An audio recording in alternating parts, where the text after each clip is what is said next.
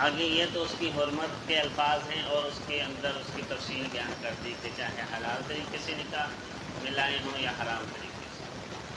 اور آگے اللہ تعالیٰ فرما رہا الا ما قد سلف، مگر یہ کہ جو ہو چکا وہ ہو چکا، اب اس پر تو تمہاری گرفت نہیں ہوگی، لیکن آئندہ اگر اس طرح کا اقدام کرو گے تو وہ معاف ہوگا. جو ہو گیا وہ ہو گیا، اور آئندہ اگر کوئی اس طرح کرے اس کی سزا کیا ہے، اس کی سزا سن لیں.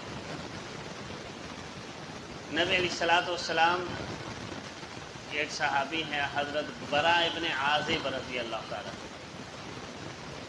گھوڑا لے کر تیز رفتاری کے ساتھ جا رہے تھے تو راستے میں ان کے بھانجے نے ان کو روک لیا کہ ماموں جان بڑی تیزی کے ساتھ بڑی جلدی سے جا رہے ہیں، کیا مسئلہ ہے؟ تو حضرت برا ابن عازب رضی اللہ تعالیٰ عنہ کہنے لگے کہ فلاں جگہ پر ایک آدمی نے اپنے باپ کی منکوحہ سے نکاح کر لیا، تو نبی علیہ الصلوۃ والسلام نے مجھے یہ تلوار اور یہ جھنڈا دے کر بھیجا کہ اس کی گردن کاٹ کر لا کر حضور کی خدمت میں بھیجا. اس قدر سخت وعید ہے، اس کی سزا ہے، کیونکہ جو ہو گیا وہ تو ہو گیا، اور آئندہ فرمایا کہ اگر اس طرح نہیں باز آؤ گے تو پھر سزا. نبی علیہ الصلوۃ والسلام اس قدر سخت ناراض ہیں تو میں اس کی گردن کاٹ کے لاؤ، اس لیے یہ حرکت کی کہ والد کی تعظیم و تکریم وہ ماں کے درجے میں آ گئی اور تم اس کو عزت دینے کے لیے تیار نہیں ہو، اور اس کے ساتھ نکاح کرنے کے در کے اوپر جو ہے نا وہ ہوئے.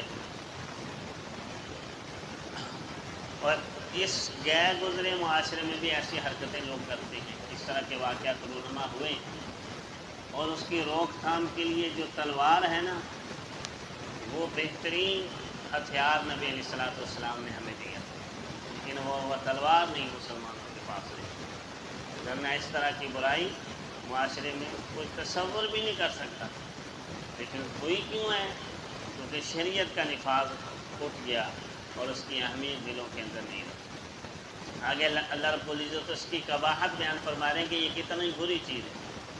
اس کی 3 قباحتیں ذکر کی جا رہی. فما انہ کان فاحشہ، بے شک یہ کھلی بے حیائی ہے. فاحشہ اس بے حیائی کو کہتے ہیں جس کو عقل بھی سمجھے کہ یہ بے حیائی ہے اور معاشرہ بھی اس کو بے حیائی سمجھے. ومقتا، اور اللہ کی ناراضگی کا سبب ہے. مقت اس برائی کو کہتے ہیں جس کو شریعت برائی کہے، عام عقل کی وہاں تک رسائی نہ ہو. ہمیں یہ تو ایسی برائی ہے کہ عقل کی بھی وہاں تک رسائی ہے اور شریعت بھی اس کو برا کہتی ہے. مقت یوں سمجھ لیں کہ ایسی بری چیز جس کو ایک اچھی طبیعت والا آدمی دیکھ کر گھن کھائے، جس چیز کو، جس طرح مثال کے طور پر ہمارے سامنے چھپکلی آ جائے، کتنی طبیعت کے اندر گھن آتی ہے، یا اس کو پیار کرنے کو دل کرتا ہے کہ ہاں جی اس کو پکڑ کر پیار کریں. اور ہوش آ جائے نا، طوطا ہو تو اس کے قریب جانے کا انسان کا دل کرتا ہے. چھپکلی کو دیکھ کر پیار کرنے کو دل کرتا ہے، یہ انسانی طبیعت اس سے گھن کھاتی. تو مقت اس برائی کو کہتے ہیں جس کو سلیم الفطرت آدمی جس کی طبیعت ہی اس سے گھن کھائے کہ اتنی بری چیز اور یہ کام تم کر رہے ہیں. اور یہ شرعی طور پر یہ برا ہے، فطری طور پر بھی برا ہے، اور اللہ رب العزت کی ناراضگی کا سبب ہے. اور زمانہ جاہلیت میں بھی جو لوگ سلیم الفطرت تھے، اچھے لوگ بھی تھے، وہ اس کو برا ہی سمجھتے تھے اور اس کو نکاح المقت کہتے تھے، اور اس نکاح سے پیدا ہونے والے بچے کو مقتی کہتے تھے.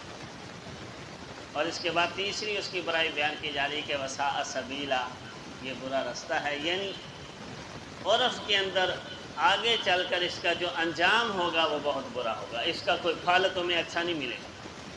یعنی اس سے حاصل ہونے والی اولاد یا اس سے پھیلنے والے جو معاشرے کے اندر جو رواج پڑ جائے گا اس کا، تو اس کے کوئی اچھے نتائج تمہیں حاصل نہیں.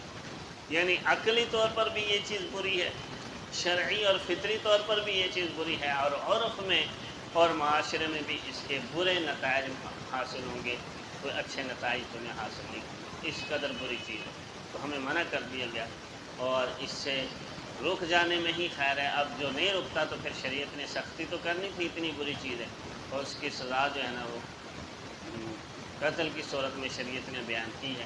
لیکن چونکہ شریعت کا نفاذ نہیں رہا، اس وجہ سے لوگ اس طرف بھی گئے ہیں، اور ایسے واقعات سننے کے اندر آئے ہیں کہ کچھ لوگوں نے یہ حرکتیں کی ہیں.